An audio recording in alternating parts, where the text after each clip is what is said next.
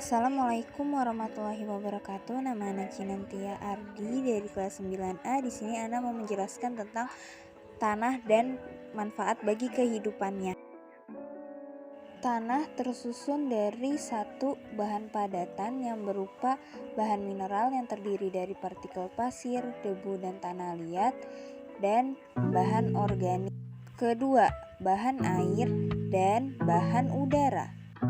Tanah berasal dari pelapukan batuan dengan bantuan organisme. Komponen-komponen penyusun tanah yaitu yang pertama batuan. Batuan dapat berasal dari magma gunung berapi yang mendingin. Batuan-batuan yang ada di bumi tersebut mengalami pelapukan sehingga menjadi bahan pembentuk tanah. Yang kedua ada humus. Humus adalah komponen organik yang dihasilkan dari proses dekomposisi penguraian hewan atau tumbuhan yang telah mati atau daun yang bergugur.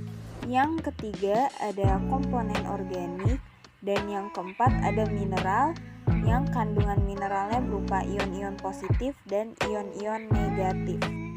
Yang kelima ada air. Kelembapan tanah disebabkan karena adanya air di dalam tanah. Yang keenam, udara.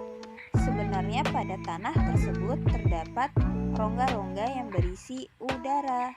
Proses pembentukan tanah dikenal dengan sebagai pedogenesis. Proses unik ini pembentukan tanah sebagai tubuh alam yang terdiri atas lapisan-lapisan atau disebut sebagai horizon tanah.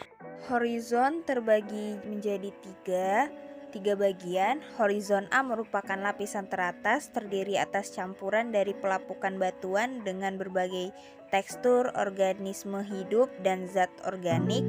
Bagian B atau horizon B merupakan lapisan yang memiliki kandungan zat organik lebih sedikit dibandingkan dengan lapisan di atasnya, dan horizon C merupakan lapisan yang tersusun atas batuan yang berperan sebagai penyedia utama material untuk tanah bagian paling atas.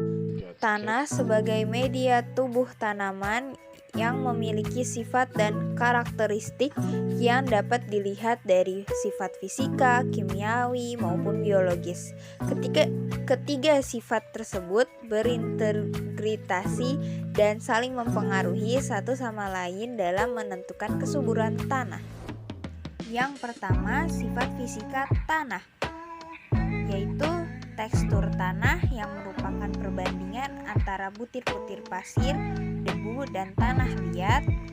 Yang kedua ada struktur tanah, adalah gumpalan butiran-butir tanah yang disebabkan terikat butir-butir pasir, tanah liat, dan debu oleh bahan organik, oksida besi, dan lain-lainnya.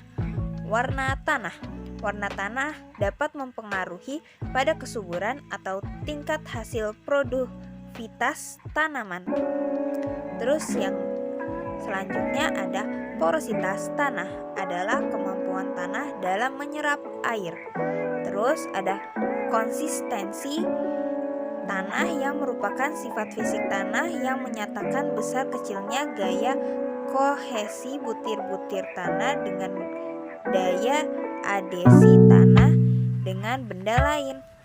Dan yang terakhir ada permeabilitas tanah, kemampuan tanah untuk meloloskan air. Sifat biologi tanah.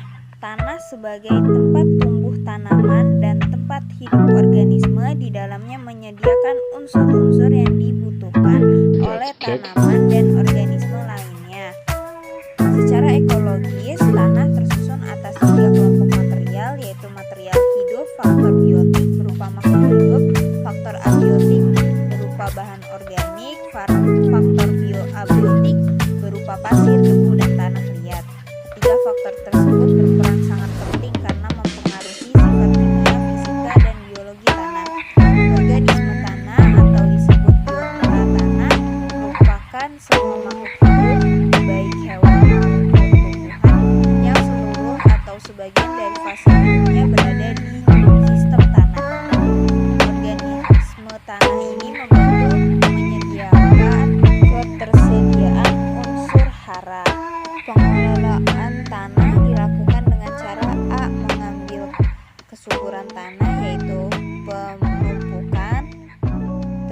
fermentasi makanan, tumpung sari, irigasi.